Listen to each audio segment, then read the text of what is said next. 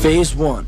First you take a run at LaFour's with the sock full of quarters. I do it, but I pulled my back out humping your mom last night. Neech. Okay, you clock him on his headpiece and knock his ass out cold. That's when Phase 2 kicks in. I attack the structure, Wolvie Berserk style, knock out the fucking pin, and bickety bam, the motherfucker is rubble. Hence, no game show. That kid is back on the escalator again. This is spoilers. Hello, all the spoilers people.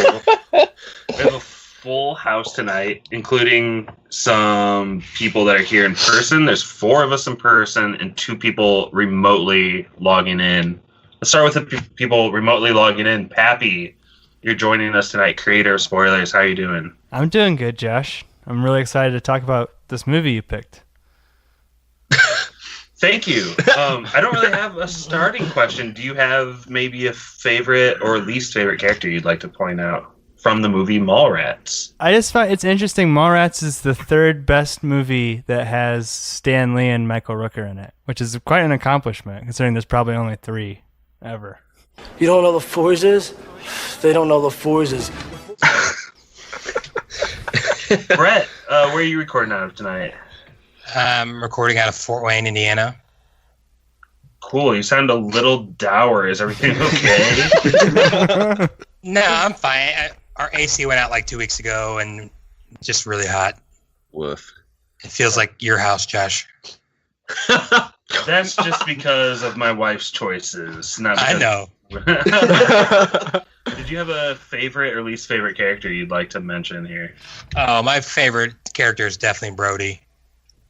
Jason Lee, Yeah. the Scientologist. And speaking of Mr. Scientologist himself, we have Stevie from Elkhart with us tonight. How's it going, Stevie? Why am I Mr. Scientologist? What? Well, you busted out Jason Lee as being a Scientologist on our GTHET chat thread, and actually he's not a Scientologist anymore. Dude, it's just because Tom Cruise kicked him out. Anyway. No, you're never out. Yeah, it's true. He went clear. What was the question? Favorite part or No, favorite or least favorite character. Just favorite character? Gotta be Jay, always. Jason Mewes. Yeah. as Jay. Yeah, he's my favorite character in all of Kevin Smith's movies. Cool. And Jordan, brother Jordan. We've had a long day today. We went canoeing, we went golfing, and now we're podcasting. You doing okay? You sticking with us? Oh yeah, man, going strong still. Who is your favorite and or least favorite character in the movie? I think my favorite, Stevie's got me as well. Jay is pretty solid, but also I don't think he's credited in the movie, but the little kid that pushes the toy train that trips Silent Bob, he's also pretty strong. He gets a pretty strong, mean look into the camera before he does that. So He kind of looks like our little brother Jared. Yeah, he's a turd. Yeah. We're doing Zoom right now. Mikey, you're also in person with us around this table in Jared's room in the basement of mine and Jordan's parents. Yeah, I'm gonna put my dick on something.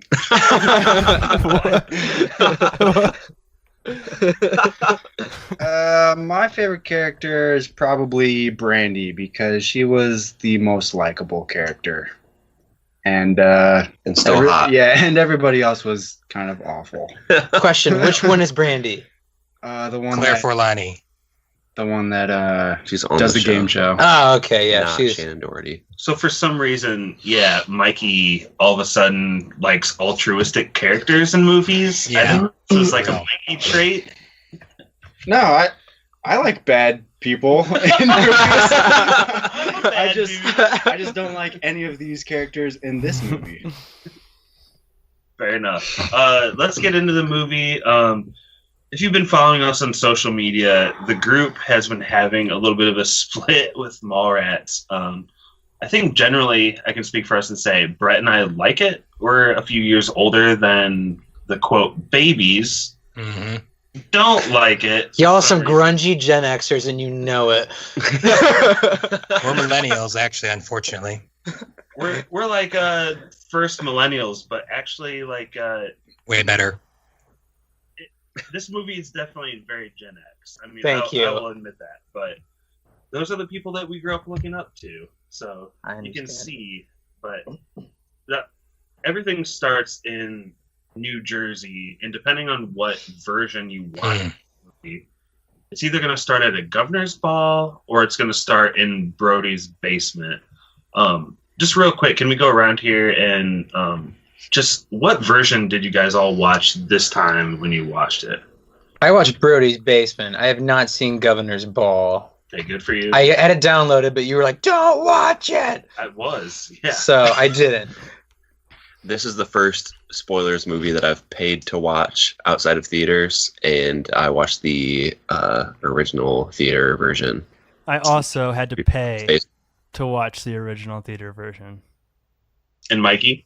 I was not going to pay for this movie. So I went surfing on the high seas of Pirate Bay, and I found what was called the original version, but it ended up being the extended version. So I started with the Governor's Ball.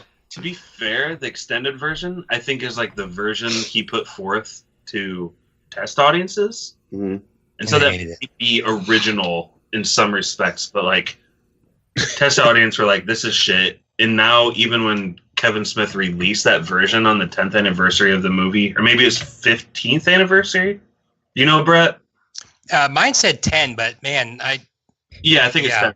When he released it, he basically had a quote, and it was like, what he said, like, the extended version is shitty, so just know that it's shitty, and that's how we're celebrating Mallrats. But now, years later, when you do search the Pirate Bays and the illegal streams, the Footlockers, and the things Street Vid, movie 1, 2, 3. Okay, full movie in parentheses, YouTube. All the things that we don't do. Channel 131, a great one as well. Anything that you go to like that, it's all the shit extended version, and I feel like it's a curse on Mallrats. Brett, what did you watch this time around? I watched the original. I watched like the extended for like 10, 15 minutes one time, and I couldn't do it. It's awful. What is the Governor's Ball, if I may ask? What's so bad about it?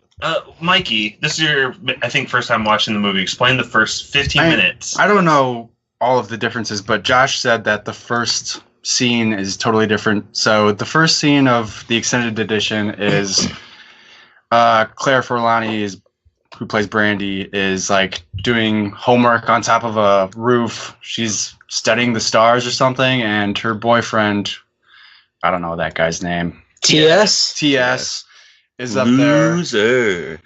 I don't even know the context, but he's like in a American Revolutionary War outfit, and he's got a musket, and he wants to have sex with her on top of this roof, and she's like, no, I'm doing homework. And he's like super insistent on it and kind of being an ass about it. Little rapey?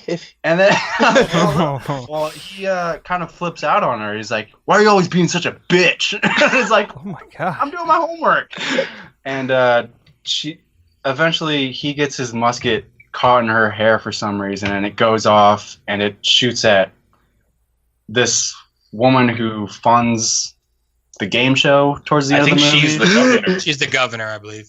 Because, the governor's ball. Oh, I was not really. But the thing about this opening scene is that there's like 5. Jordan is just like browsing the internet randomly as we talk. Gifts, man. The governor's ball at the beginning is that there's like 5 total characters, and there's no like bit actors to give you a sense of like, ooh, this is a big governor's ball, and there's people dancing. It's like simply shot, super cheesy. Yeah, they make no implication of anything outside of what's going on the roof. It's kind of, you just gotta put context clues together of what's going on with the governor. I'm so thankful they cut this out of the theatrical version, but it's so crazy that it's now on all the versions online. So they mentioned it like once in the regular version. I just noticed. I'd never noticed before, really. Where is that at, Brett? When the 2 studio heads are talking to him, and they're like, after what happened at the governor's ball, I was like, oh, that's like the only reference I have to it. It works in the theatrical version because it's just like, it's like a vague reference to something that happened in the past. For sure. It's pretty good, actually. So, but when you watch the extended version, there's so many small references to it throughout the film that they had to cut out. For the theatrical version, when they cut that opening awful scene, it's pretty crazy that they're able to keep the story together Did you notice that, Brett? Like, Yeah. Like, I didn't realize how bad it was until Mikey started talking about how but they mentioned like the musket a few times and the ball more than once. Mike, is that what happens? It's mentioned like quite a few times. TS has to explain to a bunch of people that it's like, I got my musket caught in my girlfriend's hair. He says that multiple times in the extended version. So I guess I should probably watch the original version just to make Josh feel better about this movie. It's brought up a lot in the extended version. You're gonna listen to me? To something I said? Jesus, man, haven't I made it abundantly clear during the tenure of our friendship that I don't know shit? So I would imagine the original is a lot different. So the theatrical version, the version that everyone should see and hopefully have seen in this movie, it just starts with TS walking into Brody's basement, and actually it starts off before that with the opening crawl, which is all comic. It's everyone in the movie drawn as a comic. And I think that's really important to start off like that, because I really do think that sets a tone for what Kevin Smith is trying to do. But anyway, it starts off in Jason Lee's basement, and one of my favorite lines from the theatrical version is cut from the extended version, because they explain Brandy having to do the game show just because her dad wanted to in the governor's ball. But in the real theatrical version, it's because TS made a comment to some girl about how like she looks fatter on television. So she went to the swimming pool to start doing laps, and she died of a brain aneurysm. So there's this line, and we'll play the clip here, where TS is like, "She's fucking dead." And I just have always thought that was like super funny. This movie takes place like a day before or a day after Clerks or something like that. Is that true? Is that that's 100% true. Like, because in Clerks they go to her funeral. What? Oh. It's like Julie Dwyer or something like that. That's her name. Extended universe. Yep. Oh. Kevin Smith universe. View Askew. Well, Mikey's hit on it already, and Pappy, I wonder what you think. Like, either version of the movie that you see, and Jordan just continues to do like hand motions and sign language while I try to talk. It's really awful. But I'm wondering, do you feel like TS is like a huge doucher? Like, he has this plan to take her to Florida and propose when Jaws comes out. Pappy, is there anything redeeming about TS here in this first like act of the movie for you? No, not really at all. I'm with Mikey. I kind of hate all the characters, and TS is just such a loser. And the worst part about it is like, this movie was distributed by Universal, so the Jaws thing is just a shameless cross-promotion self-plug for their theme park. Like, this is a bad taste in my mouth. No, it's not. That's Yes, it is. Of course it is. But is there not the gerbil joke that opens up the movie in the extended edition? Yeah, it is. Okay. No, theatrical. Not extended. I want to breeze over the gerbil joke. This movie has a lot of weird sexual elements that Josh is going to try and breeze by, but I don't want to let that happen. He always picks weird What's movies. the gerbil joke? Yeah, go ahead. Dig in. No, I don't even know. He says something like, my cousin keeps buying these cats and sticking them up his butt. We got to stop doing that. And the joke is like, Cats? How else am I going to get the gerbil out? It's like the cold open for the movie. Yeah. Yeah, man, that's just too edgy for this part. Yeah, I know. I don't know if we're going to be able to handle that. Do you think stuff. that shit's funny? I don't think it's not funny. Just sticking a cat up your butt? I have a cat. She's huge. She could not possibly fit up my anus. Stevie, watch out for slander, man. Pappy is a cat father. That's bad. One time my cousin Walter got this cat stuck in his ass. True story. I think you're just supposed to think everything is super silly in this movie. I don't think anyone's really sticking the cat up there, but I hope no one did after watching this movie either. I guarantee you one person did. Just like one person from Beavis and Butthead put, okay, so now instead of sign language, you're just passing a phone back and forth. I don't think I'm allowed to talk. This is excellent content. Yeah. Great radio. Brandy and TS aren't the only ones who've broken up. Jason Lee and his girlfriend from what TV show is she famously on, Brett?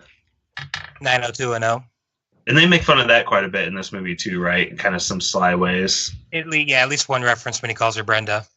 Yeah, somebody actually calls her from her 90210 name in the movie, but we find our two main protagonists just single and dumped in a basement full of comic books, and they decide to go to the mall. And I'm just wondering, before we skip up to the mall, is there anyone here who has ever tried to like brighten up their dark day or like get over a breakup or grief by going to the mall? Has anyone here ever done anything like that? 8th grade. I don't even know the last time I went to the mall. Amazon is life. Don't most people like go and drink beer and Yeah, I'd rather other go to a things? Well, what happened in the 8th grade, Brett? I wouldn't go to a mall. Oh, that's where we hung out back in the day. Back in You're so fucking old. You're so much older than us. Well, Pappy, you lived in Minnesota. Did you ever go to the Mall of America to hang out?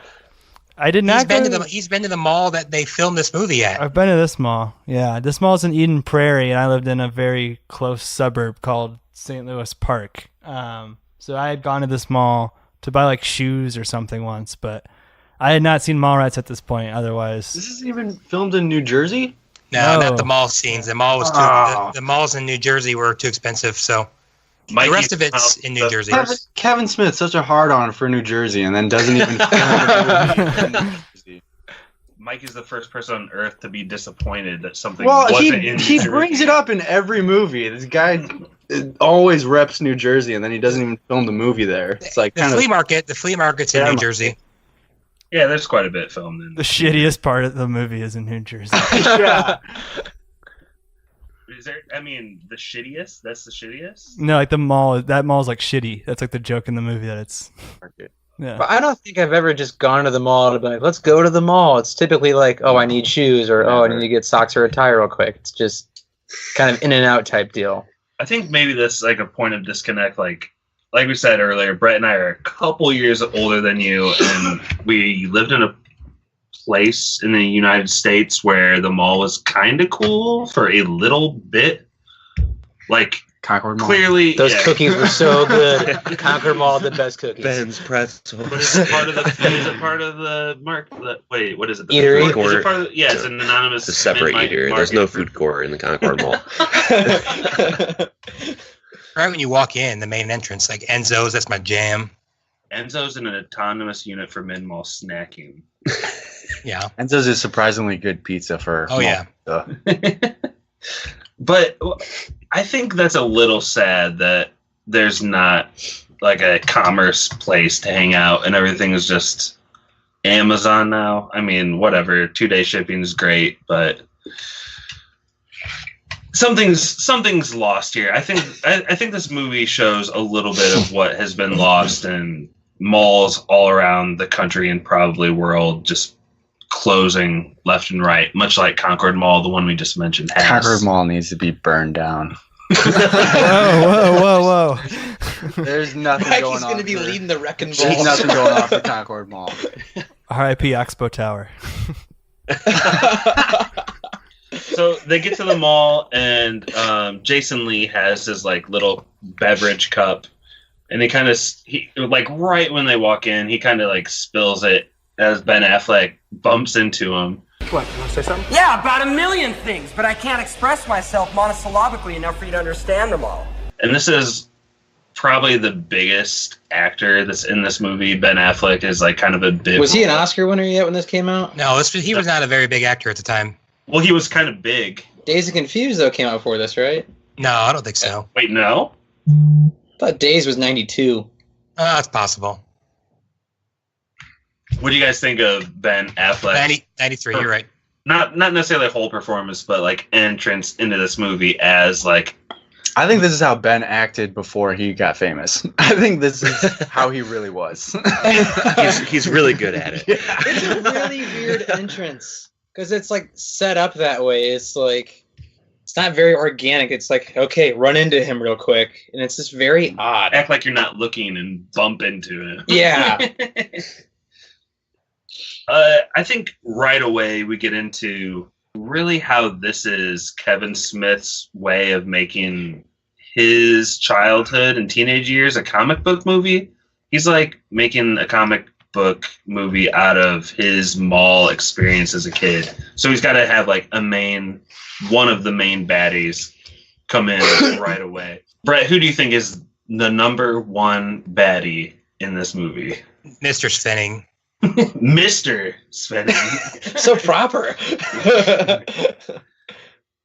What's his name? Like Jared or something? Like doesn't fit him at all. I think it is Jerry Svenning. He's kind of like, he's got the money to pull the strings. He's like bald like Mr. X, and he's also and a couple of other. How many times have we spoiled this guy, Pap? How many? Cliffhanger. What's the movie club? Guardians. Yeah, a couple Guardians or one Guardians. So this might be 4 movie club, 3 movie club. 2 Guardians, right? Did we do 2 Guardians? I don't know Sure if we've not. guarded once or twice. The funniest one though to me is Cliffhanger, where he has like a bunch of hair on his head, but It's very odd to see him bald in this. and they're like 2 years apart or something like that. These movies aren't like a decade apart. It's like he had hair kind of thinning, and like a year and a half later, he's like He got thick. I read that he had actually tried to dye his hair for this movie and fucked it up, and it fell out. Like he didn't want to be been bald. bald ever It wasn't a since. choice. Yeah, He's bald now. I mean, he's been bald on like The Walking Dead and stuff. So he's Poor got guy. that sweet mohawk, dude, like Yondu. Dark chocolate. Yeah? No. Oh, come on. No, They're please, awesome. Here you go. Oh. we find out that the main plot for this movie is going to be for the stage. The stage is being constructed in the mall to be destroyed, and is for you guys who saw this movie the first time this time around. What else are we gonna do? Silent Bob here stole a schematic of the station, some foolish carpenter, and found a weakness just like the fucking Death Star. He figures here, you pull this crossbeam out, fucking biggity bam, the whole stage comes crashing down. What did you think about a mall stage being destroyed to be a main plot point of the movie? I think it was Mikey and Stevie, right? You guys are the first time, and Pappy too. Yeah. well, I was wondering why would any self-respecting television show film something in a mall? It's a very 80s thing. They said it was public access, so Oh, okay. So, It's what like 80s teenage pop stars used to do. Used to go from mall to mall, I imagine. okay. Yeah, well, Sounds fucking terrible. Yeah. very low production value, but I mean, I guess I was just It gave you a center for the story, at least. I mean, at least you knew like the stage was going to be the big part of the story, and everything kind of revolved around it until the end. And I do like Silent Bob's like movie references he does, like for the Empire reference with the tape and the Force and the Batman shit. Like that provides some of the best jokes, I think. I agree. I think it's always like a huge breath of relief when it gets to the stage elements and the Silent Bob and Jay stuff. They first TS and Brody Man. they run upon Silent Bob and Jay pretty quickly here early in the plot, and Silent Bob and Jay are like knocking on the glass to get the attention of some cats or something. very loudly. Is this the first movie that they're in? They're in Clerks. Clerks. Clerks first, and then okay, So Clerks was Kevin Smith's kind of like gotcha. breakout indie hit, and this is his first. Then you had like Jay and Bob like Strike Back and Dogma. And all Chasing Amy was next, though, I'm pretty sure. those. Is Chasing Amy extended Kevin Smith universe? Yes. Is it still canon? Ben Affleck, Mallrats Ben Affleck is Chasing Amy. No, they're actually two of them, and they make like the one that's in Jay and Silent Bob Strike Back is the guy from Chasing Amy, not the guy from Mallrats. And every movie of Kevin Smith's takes place one day after this. I kind of want to fly by like some of the people they meet here. They meet TS and Brody meet Silent Bob and Jay. Brett, who are some of the other people that, you know, the bit characters as they go ahead and meet people one by one as they enter the mall? Well, there's Ethan Suplee, who's trying to see the magic eye. You have Trish the schooner? Dish, Schooner? yeah, the schooner, which I'm sure they'll bring up eventually. So I'll leave her. And then Joey Lauren Adams is kind of like a Wait. You Trish the Dish? You really weirdly briefed over that. Go ahead. Why'd you beef over Trish? I said, you guys, I'm sure you'll talk about it. So I said, we'll skip over that for now. No. Explain it. It's your joke. Tell it. It's my joke. Hopefully it was a joke when in the G chat thread you were saying that Ben Affleck is an innocent man. No. I said that was like a plot hole, possibly, but wait, no. He's bad. He's a bad dude. Like everything he does and talks about, it's bad. He should be in prison.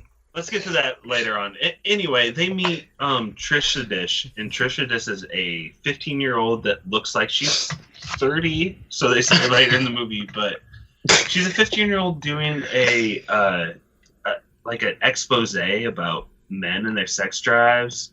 So she's writing about all her experiences, she's journaling about them, and she's also videotaping them. She's supposed to be like super smart, like she's maybe in college already or something. Senior. Gonna be graduating, yeah. And the actress is actually 20 at the time, so luckily it's not a 15-year-old actually in this movie. That'd be extra weird, but I know you guys think this whole plot point is, with the whole Me Too movement, maybe not that aged. What do you think about it, Josh? It is a very common occurrence amongst Josh picks. Yeah. Duck you sucker. I think you got to take the 15-year-old thing and like the gerbil thing, like you're bringing up, Pep, as seriously as you take Silent Bob swinging the socks with quarters in it at LaFour's later on. Like, yeah, everything is just so comically over the top. Like, I don't cheap for sure. Yeah, I don't think like statutory rape is funny, but I don't think it's like it doesn't stop me from enjoying this. Why make her 15? Just make her 18. Because her statutory rape had to end up saving the day at the end of the movie. I know, but there's so many other ways you could have. No, it had to be. So many other ways Ben Affleck could have ended up in jail other than the way he did. That can only be his acting. His acting could have landed him in jail. And then the very end of the movie, she ends up with the guard, the mall guard, who's also 40 years older than her or whatever at the time. Not a good look. And the guys that it's like some kind of research company, no fucking way. This is some smut magazine that's having her write this stuff. Like, well, I like how she's so smart, but then her journal was all based around smiley faces. Yeah, like little kitty stuff. Yeah.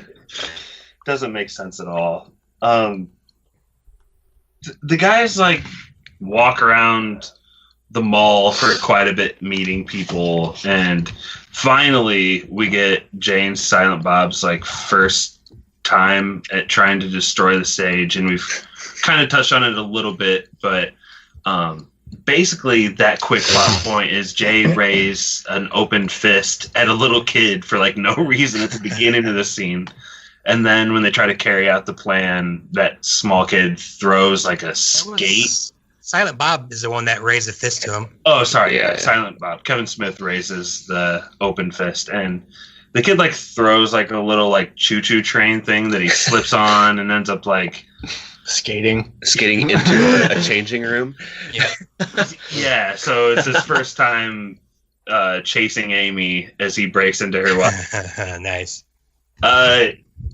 Brett, how much do you love these Jay and Silent Bob scenes, and was this your first Silent Bob and Jay like movie that you ever watched? Yeah, definitely. I love them and pretty much everything. I mean, I was telling Brittany that we used to quote so much stuff. I mean, we used to say, I would do it, but I threw my back out humping your mom last night. I mean, like, that's just like stuff we used to say. I don't know.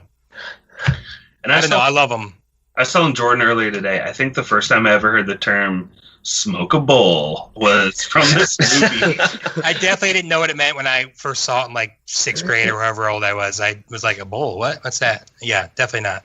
How do you smoke a bowl? That's like. There's several parts in the movie where Jay and Silent Bob or mostly Jay is going over like blueprint plans for the stage and his diabolical efforts to like get them to be torn down, and they're all just basically putting Silent Bob in like precarious positions, flying from the ceiling, trying to knock somebody out with a sock full of quarters, and those are the funny. They always end with Jay as the hero, with a shirtless stick woman next to him.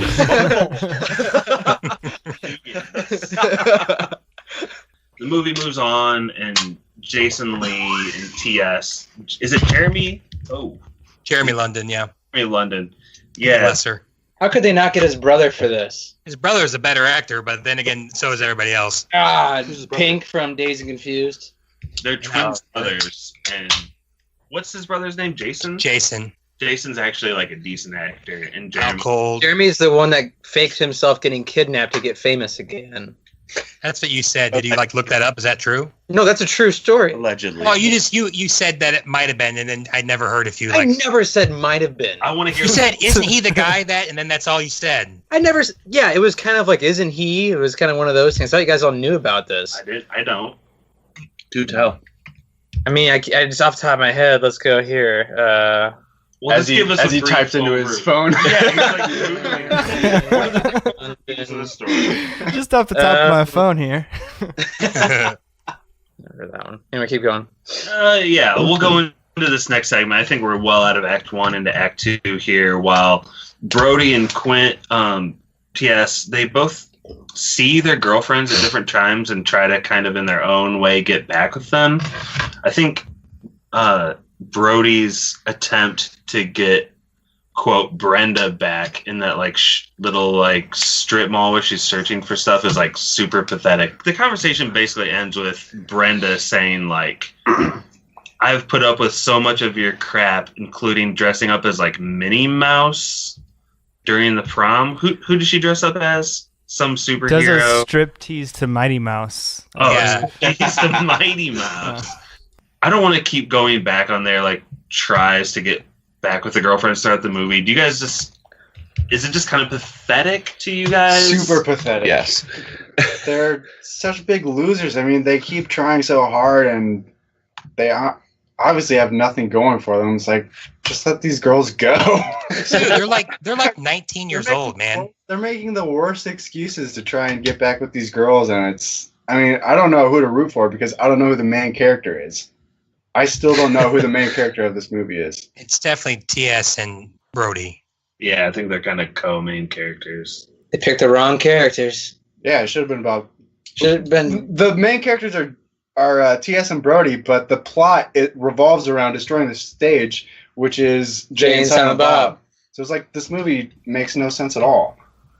Man, if the movie with this little plot doesn't make sense to you, then you might want to give up movies. You take it easy right now. I think Stevie owes Jeremy London an apology since he was vindicated. Again. I would love to give Brett a free Ben Affleck shirt. You misread that big time, but that's all right. Well, Josh, what about the scene in the elevator where Jason Lee just like attacks his not girlfriend, like, and she's into it and everything, but like, what did you think about that scene? Did you think that was funny? Like, what does that scene do for you? It's not funny for me. I don't know. What do you think? So backing up from that a little bit, before that we learned that she's kind of talking with, interested in dating Ben Affleck's character. She was cheating on Brody, man. And Ben Affleck's character is like the doucher at Fashionable Male.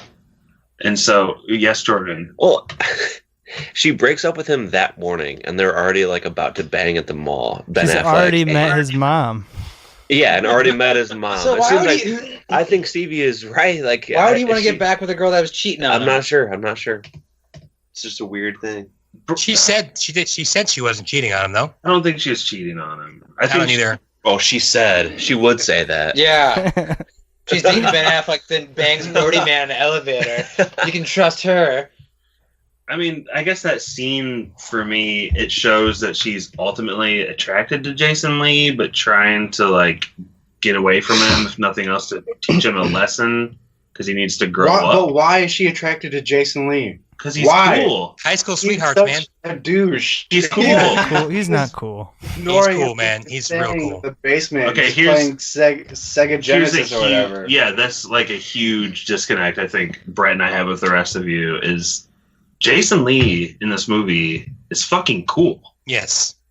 He's insufferable. He Playing- complains about everything. He complains about a kid riding an escalator for 5 minutes. And that's my favorite part of the entire movie. Why?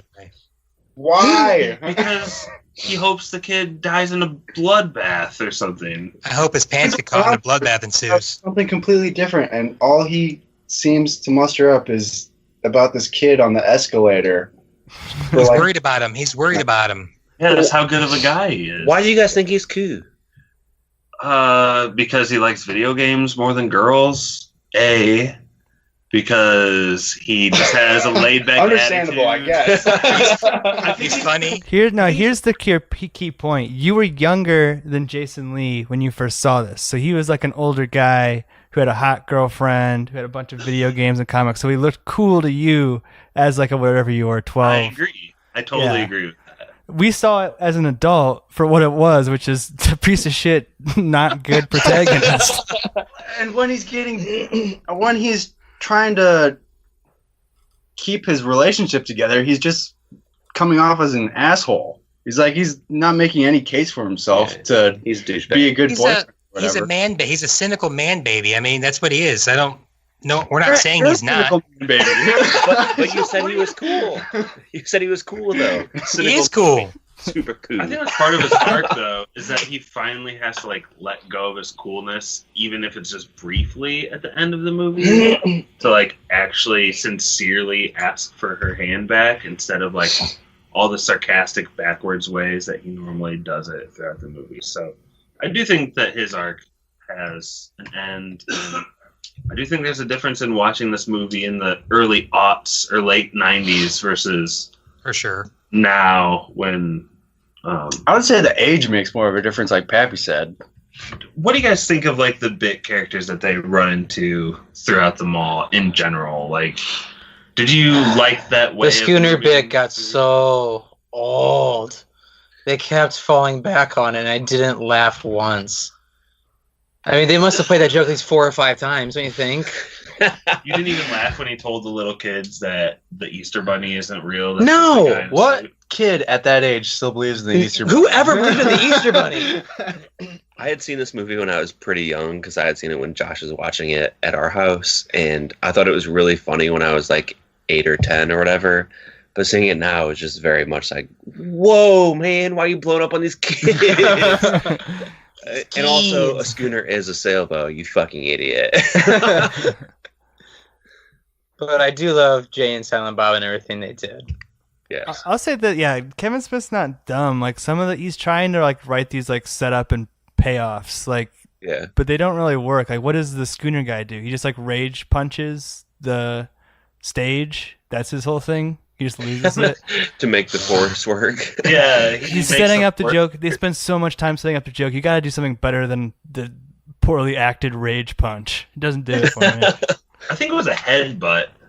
That could be it. Yeah. He Was it kicks it. a kick? A rage kick enables Kevin Smith to do the force a little bit later in the movie. It was interesting that they were able to get Stan Lee to do a bit part role by sucking his dick for a while as well. That's probably the longest cameo he's ever had in any movie. Yeah. That wasn't a documentary. So like I said, this movie is kind of a comic book at a mall in the early 90s, and a big... How is it a comic at a mall? What? I don't understand that point. Okay. Explain the layout. Yeah, so I think that this movie is Kevin Smith as Silent Bob and Jay. They're like mini superheroes in a mall where this, quote, comic is taking place. And there's villains, and there's bystanders, there's damsels in distress. Agree that it should be about Jay and Silent Bob and not about Brody Man. Brody and TS. Well, I don't think that Jay and Silent Bob are nearly good enough. Also, who was named TS? Oh my god, that's a completely different point. T.S. Eliot.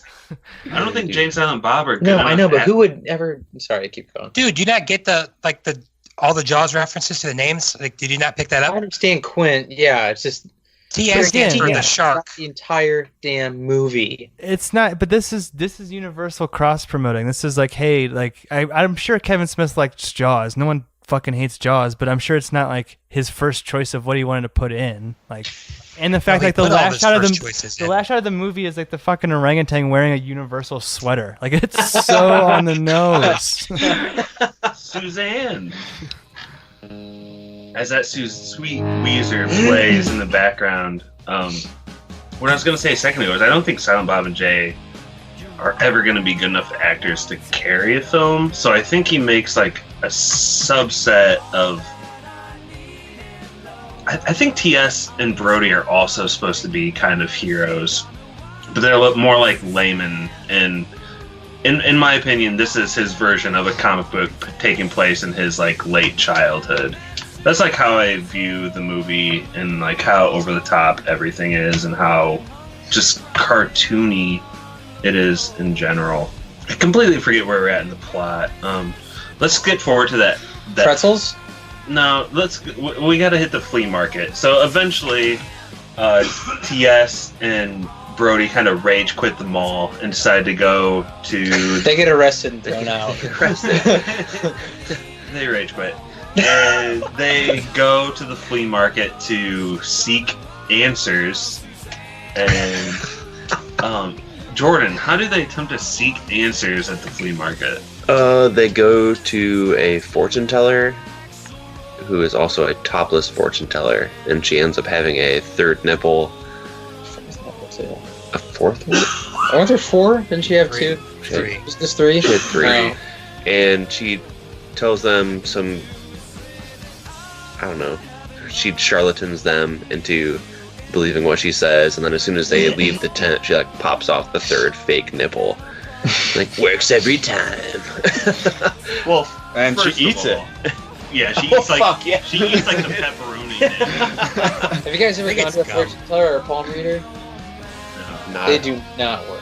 Is it fake? Because You go to a top. because it's obviously fake. Science is a thing. I did it for hilarity, and yeah, this woman said a lot of things that actually were kind of true about me, but they're very vague. Very vague, true things. Yeah. You are a man who has feelings. Pretty much. Oh, but Brett, I think Jordan was wrong when he said that both of the guys buy into it, because that's not true, is it? No, well, Brody's like so, like, grossed out by it. He's not listening to it, but TS like eats it up. Which is ironic because Brody's the one that like pushed the whole thing and was all into it, and TS was cynical, and then they kind of like Right. places. Kind of a little story within a story. Maybe these younger guys weren't savvy enough. This to is catch- my favorite Brody scene, actually. So I like that he was so disgusted by it that he totally dropped out of his like enthusiasm for going to this fortune teller. I thought that was pretty hilarious. And really quickly, before we leave the flea market in this scene, I just want to mention I used to have the VHS for this movie, and it was really weird because I would watch it every once in a while, and I knew that Jordan sometimes borrowed it to watch it, but every time I would like get after he watched right there. it was like right after the flea market. So I feel like Dude, be kind, rewind, Jordan. Come on, man. yeah, just Rook. rewind the back of the Rookie. VHS for that shit. What man. the fuck, man? Jordan We're spending now a lot has- of time talking about this movie before we get to the statutory rape bullshit that we need to talk about later, Josh. You're delaying everything. Okay, It's so filibustering. we're for people that are like actually Mallrat fans listening to this. I'm sorry, we're gonna kind of skip over Red and Steve Dave, and there's a lot of nuances we're skipping over. I think we should get to what everyone wants to get to here. Let the babies talk. Yeah, they want to get to the end and how Ben Affleck is arrested and the day is saved because of statutory rape. I think you guys really want to talk about that. Amongst other things.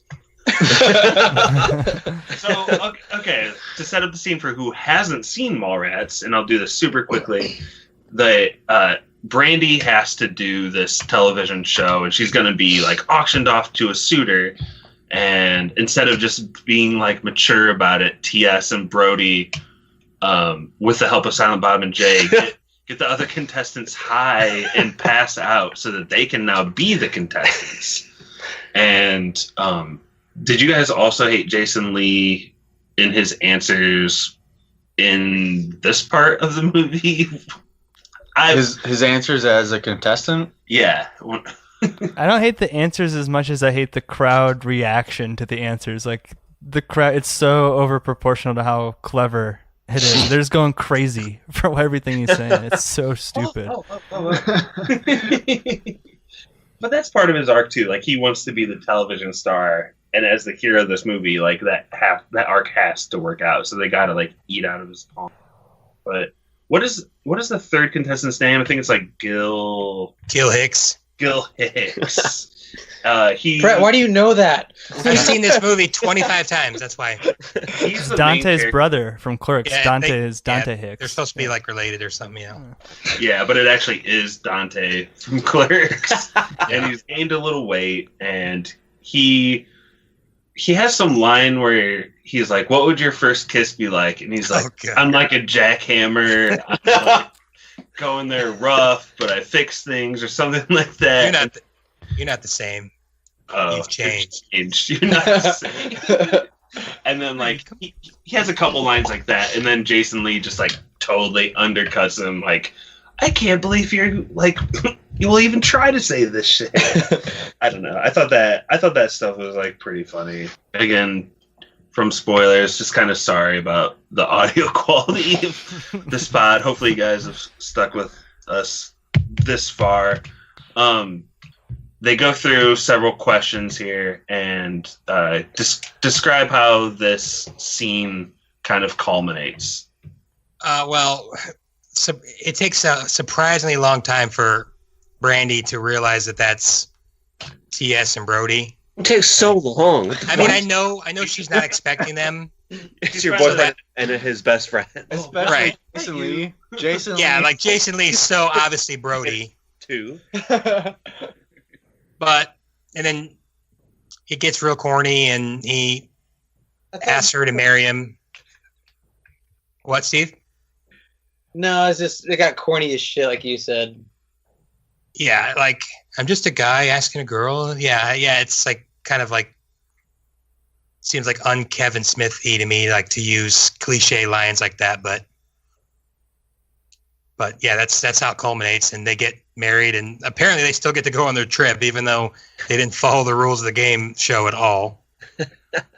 Basically, TS, he gets the girl in the end. Ben Affleck ends up looking like a doucher, and part of this is because they weren't able to take down the stage, but they were able to stick a VCR tape of Ben Affleck having sex with a 15-year-old. And like a whole mall full of people just see him ramming her in a very uncomfortable place. Dude, we used to say like the back of what's going on? My audio's jacked up. You're fine.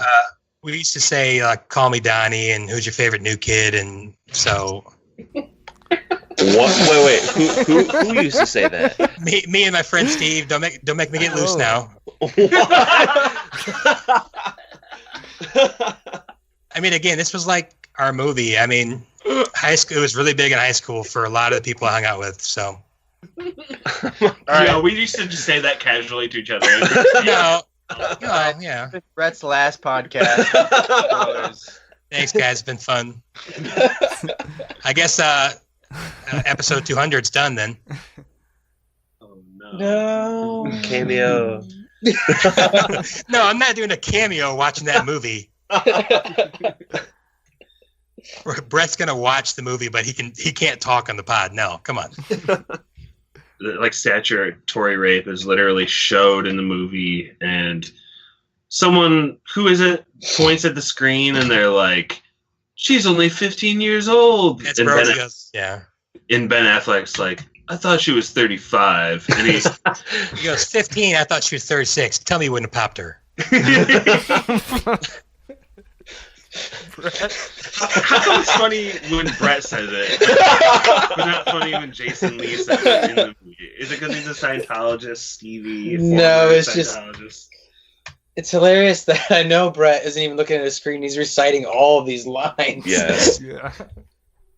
Brett and I know all the signs. I'm kind of tired and off my game now. Thanks for filling in for me, Brett. I'm really glad. Yeah, but I've never been great at movie quotes, so I'm sure I got something wrong there. But the gist is I'm pretty sure that Ben Affleck one at the end's pretty right. I think it's 36. Yeah. They have this master plan to play the tape, and it kind of goes awry, and Kevin Smith's foot gets stuck, and he's hanging upside down, reaching for a tape.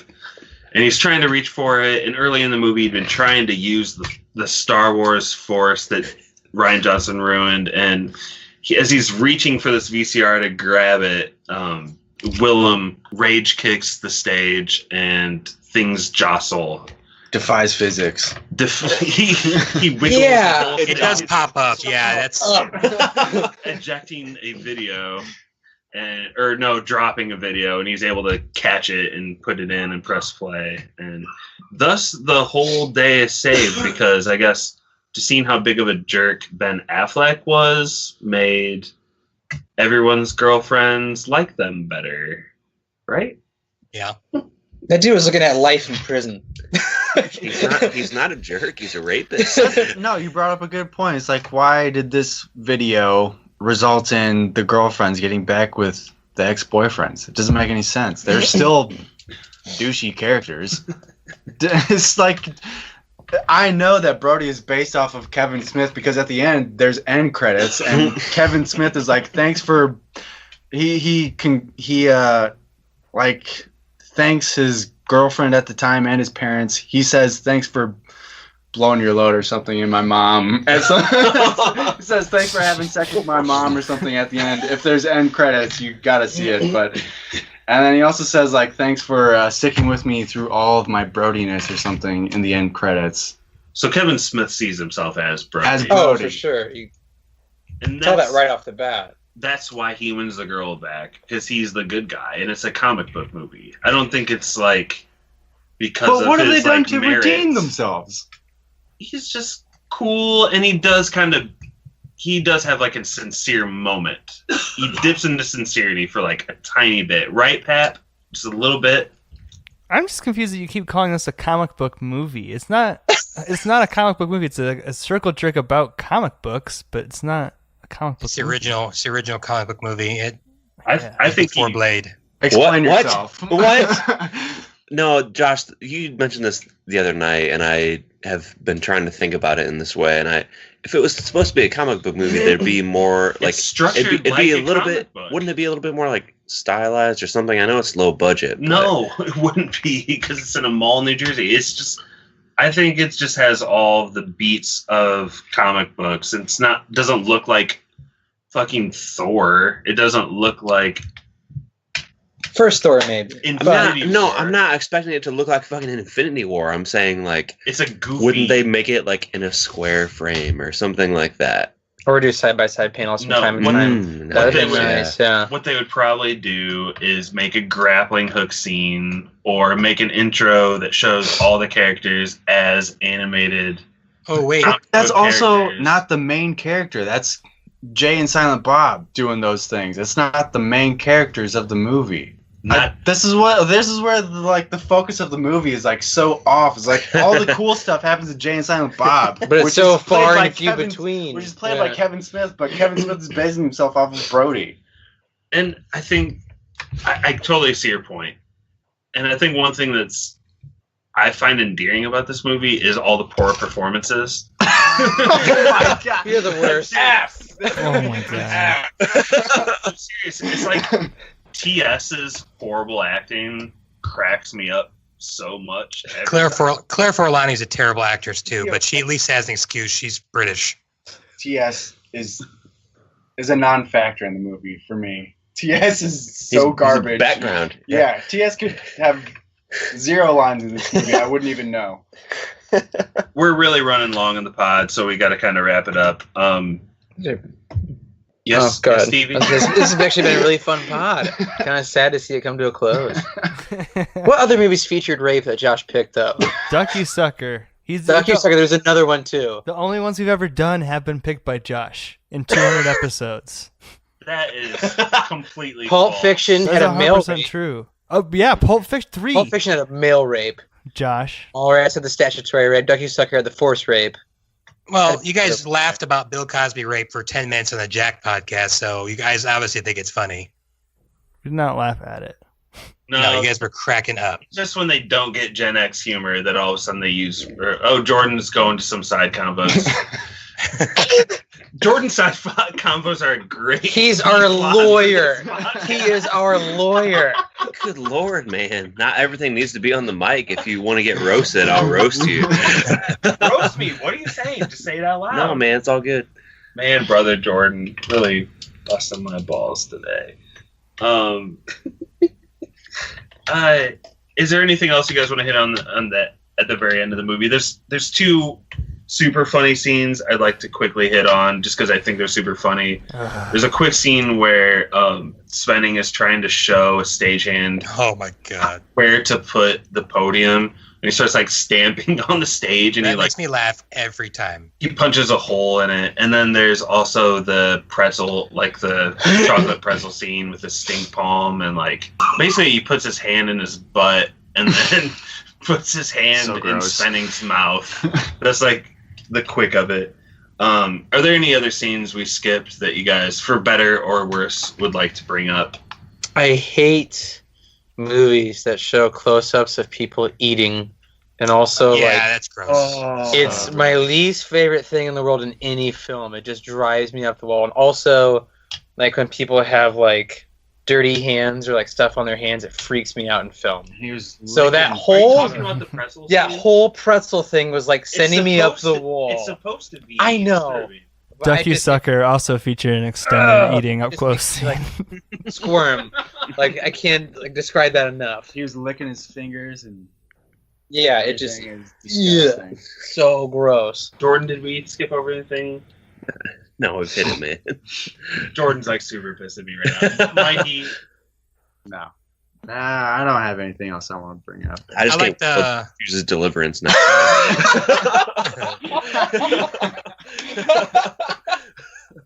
I like the Butch Cassidy and Sundance Kid reference. I think that's kind of funny with the LaForce. If anyone's seen that movie. LaForce is the guy who's chasing them. He's like a real guy. Nobody remembers that happening. Happy. I'm not supposed to call you out on your son, but you've been a little bit quieter than usual. Any last scene? No, other than I really didn't like the Stan Lee cameo, and they have this weird extended shot of the handshake, and it really looks like that the stink hand should be passing to Stan Lee, and it doesn't, and that was really disappointing. True. Yeah, that's true. That's fair enough. Happy, why don't you go ahead and move into yes or no then? No, dog.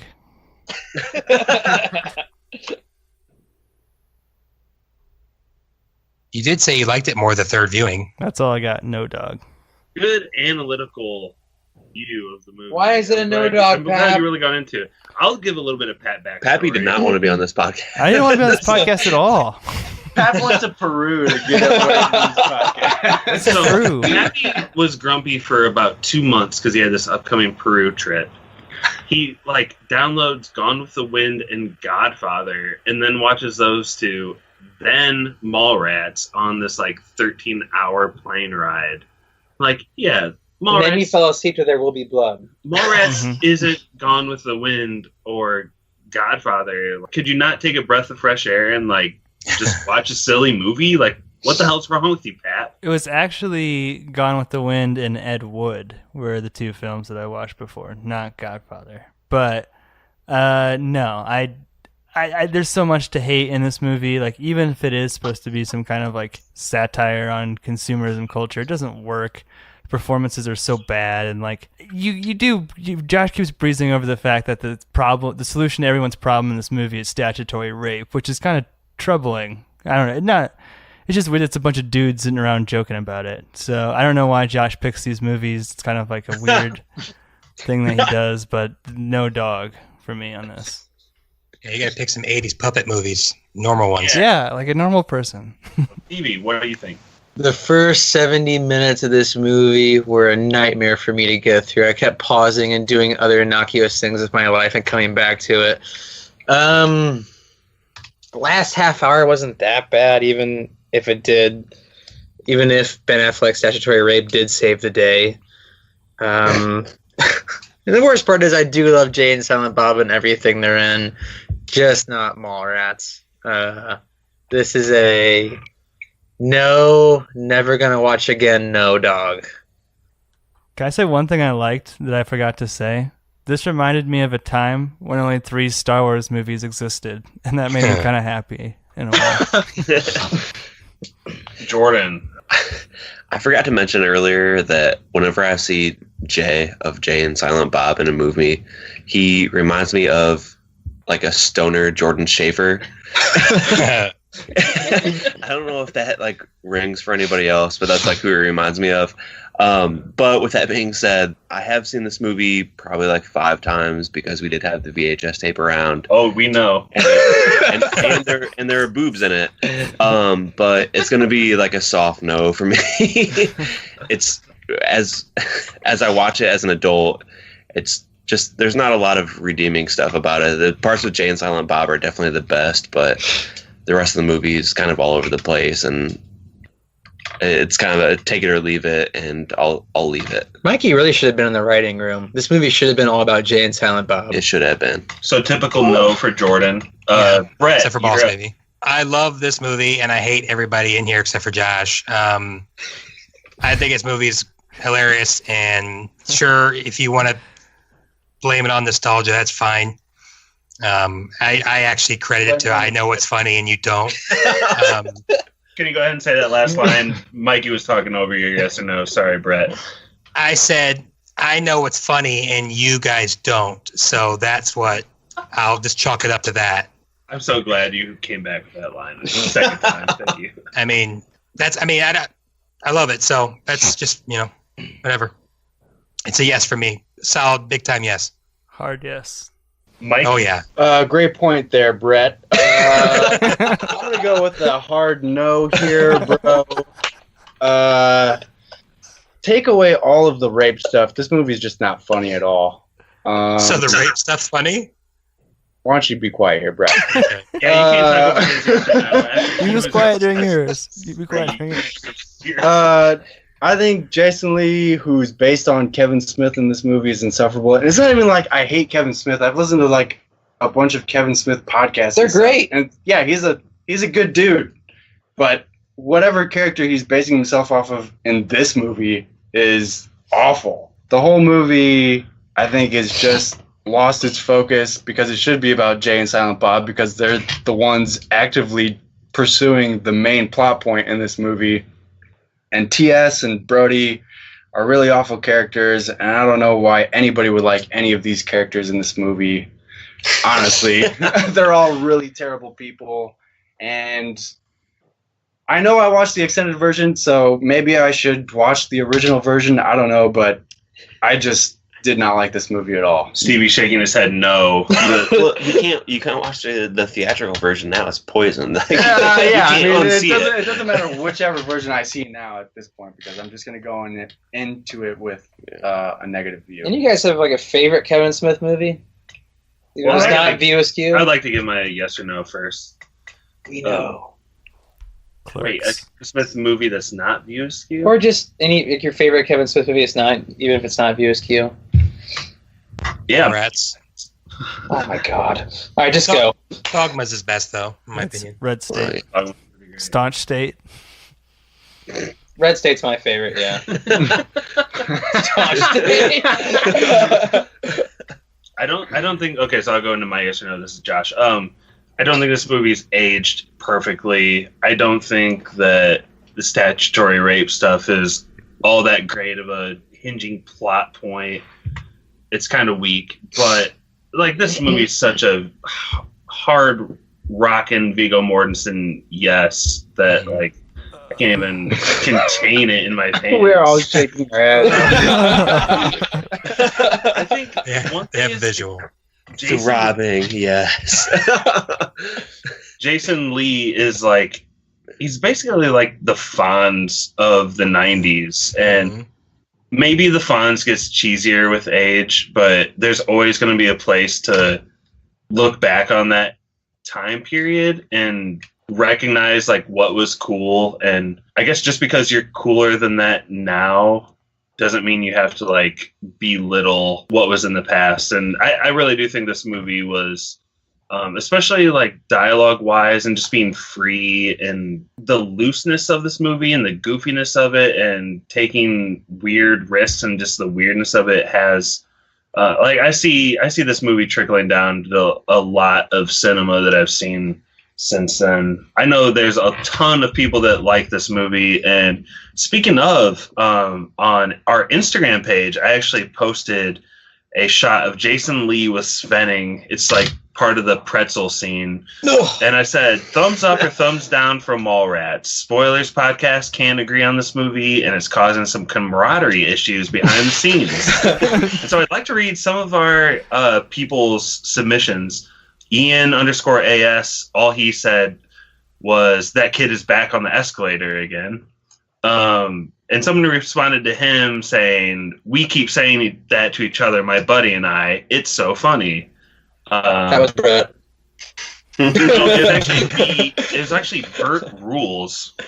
I don't know who that is. That's an anagram for Brett. Yeah, Brett's burner account. Brett's a really bad anagram for Brett. Tree hugging vegan hippie said, LOL, I love Kevin Smith, but I've never seen Mallrats and I'm from Minnesota. Mom.com, which is our favorite Anna Campanella, she said, I love it, and you all need to agree because it's great. 3 people said just thumbs up. Russian bots. I actually commented and said, I say thumbs up, but this is the 4th movie I've ever seen. Bert Rules had another comment, and he said, theatrical cut, thumbs up. Director's cut, 4 thumbs way down. I don't know where he got 4 thumbs. He went on to say that it's just way too long, disorienting, but he thinks it's ultimately cool that he released it. And then one more person gave us the thumbs up. So there's 4 people that really dislike this movie, and I just want to respect that for what it is, but also say that I think this movie is great. I'm glad we got to cover it. I'm not going to be bitter about it like last week before I started pushing the pod back a bit. Thank you guys, all fellow spoiler men, for joining me on the pod. Are you guys ready to enter trivia, or does anyone have anything else to rip on Mallrats about? I'm ready. I'm interested. What was the budget on this movie? 3.5 million, I think. I thought that's how much it made back, Brett. 6 million. It was like 6.1 million in the. Brett, did you work on this movie? 6.1 million. Thing about this movie. Bert Rules worked on Mallrats. According to IMDb, even 6 million budget, and it made from the theaters like 2 million back. So I can easily see how this wasn't. Where'd the 6 million go? Stan Lee. Where'd it go? A lot of money for it. Shannon Doherty. I bet Shannon Doherty was pretty expensive because she was like pretty big at the time. She was first billed in the movie. I mean, that's really always thought that was really weird that she's first billed. It was like hardly even in the movie, and she was first billed. Right. Big pull. So first piece of trivia before we get to actual trivia is Brody's white T-shirt with like that head thing. Mm-hmm. Urban legend has it that face head is like an amalgamation of all the other actors that tried out for that role but didn't make it, and he made like a weird T-shirt out of it. I always thought that was like an interesting move. Seems super douchey. Scientology and in character. I've always thought that was cool, but honestly, as much as I like Mallrats, it does seem douchey in a real world sort of way. Yeah, in your face. You didn't get the part. Sure, T-shirt is in your face. Okay. Let's hit trivia. I want to hear that Wolftron music. Jam. Fire it up. That's mine and Brett's jam. Oh yeah. That's it. Do we have Pappy? Do you know what order it is quickly that we can go in here? Yeah, I hosted the most recently, and then before that was Jordan, and then Mikey. So Brett would have the most advantage. Brett, Mikey, Jordan, Stevie, Pappy. Okay, so Brett, Mikey, Stevie, Jordan, Pappy. What? Wait, where? How does Stevie fall in there? Brett, Mikey, Brett, Stevie, Jordan, Brett, Stevie, Pappy. Stevie did drive. Oh yeah. Right. Yep. Brett, Mikey, Jordan, Stevie, Pappy. Correct.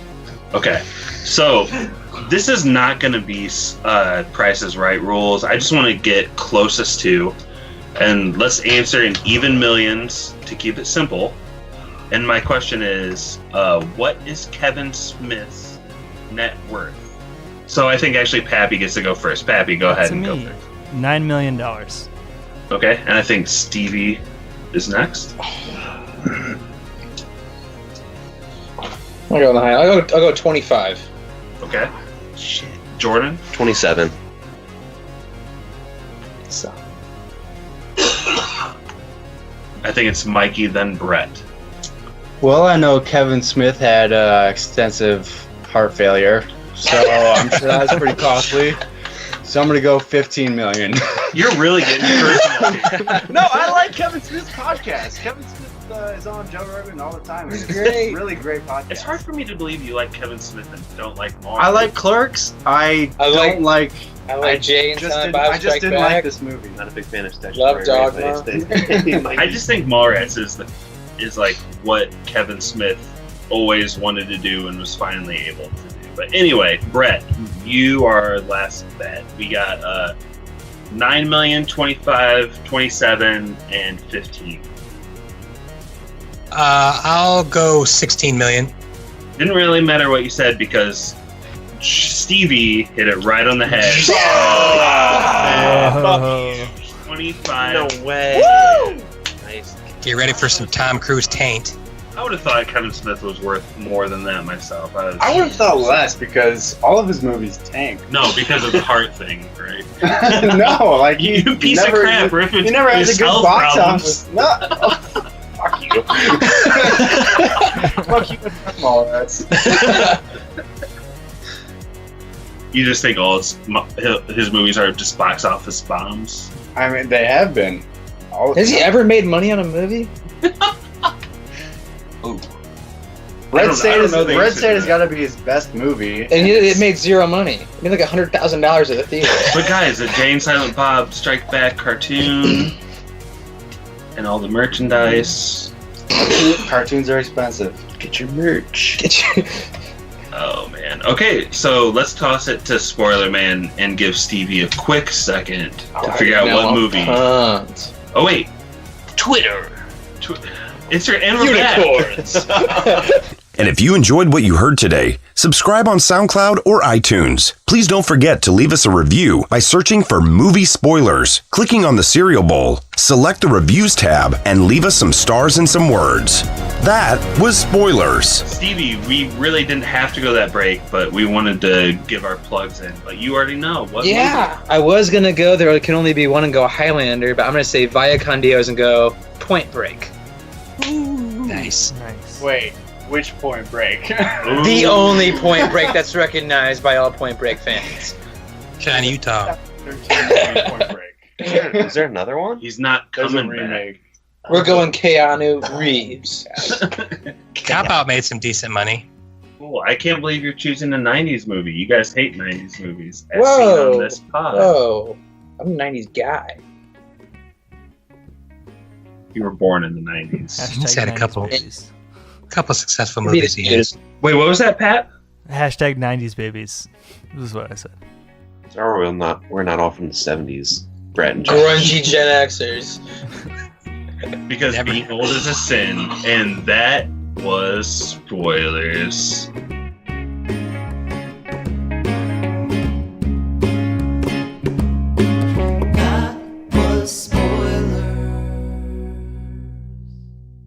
Pappy needs to get over his Peru sadness. I'm still on the call. Oh shit! God, did he shit so much it just drained him? Pap, welcome back to the U.S., buddy. I hope you're okay. I really just didn't want to talk. I hate this movie so much. I thought I was going to dodge it. Time-oriented. Not what you told me before the pod. I'm watching it and talking about it. I like talking about movies I hate. I just don't know really where you're coming from. I don't understand. Me neither. Oh well. Everyone's entitled to their crappy opinions. I'm just glad that our Instagram was able to roast you guys, even if it's completely anecdotal. Hey, Josh. Yeah. We were out at B-Dubs like 2 years ago at Brandon's birthday, and it was like me and Ian, and I go, yeah, I just bought Mallrats. He's like, I haven't seen that in a while. Can I come over and watch it? So we went home and watched it, and he freaking loved it. So No, but the statutory rape. No, it's not funny. No. No funny parts. No, it's Jason Lee's terrible. He's the worst. I do like how Jason Lee and Ethan Suplee reunite for My Name is Earl. Yeah. That's true. Skinny. My Name is Earl is awesome. I think I saw that Jason Lee's in the most Kevin Smith movies. Dude and Jason Lee. Oh yeah. I think this is like the only one I actually like buy him in. When he's in Dogma, he's actually one of my like least favorite characters as like that devil character. Oh, I love him in Dogma. I like him too. Yeah, and that. He's like too over the top for me. He's like central air, so magnificent. It's he's like, brutally awkward in Chasing Amy, like brutally awkward. I think we should do like a spoilers test where we like half of spoilers does a movie that Pappy picks and everyone like loves it, and then the other half of I just picked the same movie and the other half of spoilers doesn't know, and everyone hates it, and it like, ties back into rape somehow. Anyway. Wait, Stevie, isn't like The Evil Dead like your favorite movie, and it has like a tree rape in it? No. Is that not that movie? That's Pappy's favorite movie. Wait, no, Mikey, it does have don't you love Ferris Bueller and Mickey Rooney and Steve, whatever? Ed Rooney is like a child piddler. In real life? That's in real life. Yeah, that's way worse. Okay, I can't. It's way worse. I also like Kevin Spacey movies, but it doesn't mean that I knew that Kevin Spacey was raping all of these young boys in Hollywood. Very odd. Yeah, it's pretty brutal. We don't hate Jack just because Bill Cosby raped a few women. Yeah, shitty movie. I got to go see. Follow up to Apocalypse Now. Guys, I am sorry about the late start time today. I had to ride my bike over and wait for my daughter to fall asleep, and I was like almost about to fall asleep. So, see y'all. Bye, everybody. See you Thanks. guys. Does Turd play?